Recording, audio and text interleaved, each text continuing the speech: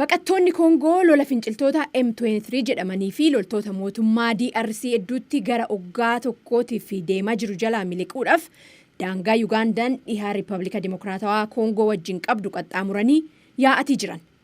Senjuuvaa Gaaziwaa Filiip baqattoota baay'ee gara Yugaandaa qaxxaamuran keessaa tokko halkan qixxee dhukaasni oggaa baname namoonni baqachuun dirqama itti ta'aa jedha.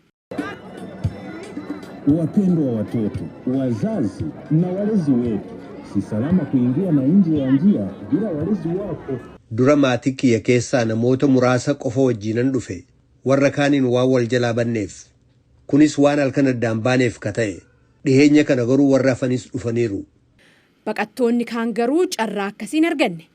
Amaanii Gididee ijoollee ishii 3 bakka gahan hin beektu.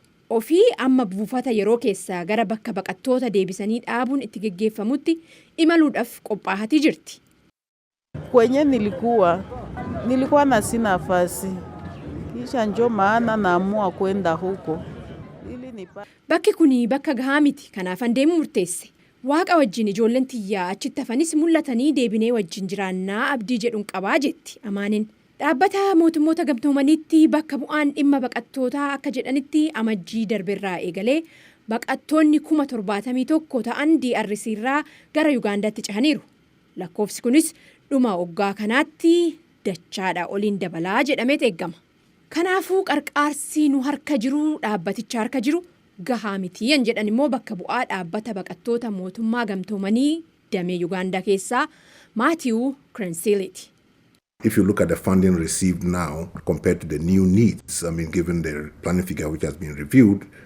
Maallaqni amma jiru fedhii haaraa wajjin wal bira qabamee ilaalamu lakkoofsa karoora lafa godhameerraa kana gammaatti galii godhame 11 qofa. Kunis barbaacha gargaarsaa baqattoota kanaa guddachaa dhufe wajjin waan wal madaalu miti. Haala nama gaddisiisuun kun gahaa miti. Hooggantoonni Yugaandaa akka jedhanitti baqattoota gara biyya isaanii seenaa jiran kana deeggaruudhaaf buufanni baqattootaa banameera. Wiirtuun jedhames ammaa'uu baqattoota gara 14,000 of keessaa qaba keessummeessatii jira. We are operating 2 centers at a go. The transit center being for those ones who are ready to move. Buufatoota lamatu tajaajila kennaa jira. Giddugalichi tokkichi sun garuu warra gara qubsumaatti ce'uudhaaf qophiitti jiranii fi wiirtuu yeroo fi kun warra ammallee gara buufata dhaabbataa deemuuf dhiisuun hin mirkaneessaminii fi jechuudha. Kanneen miseensota maatii isaanii ammallee as hin gahin eeggatanii achuma jiran waraanni waan godhu waan beeknuuf. Finciltoonni M23 bara 2012 humnoota DRC irratti haleellaa banuudhaan bulchiinsa gaariidhaaf qabsaa akka jiran beeksisan.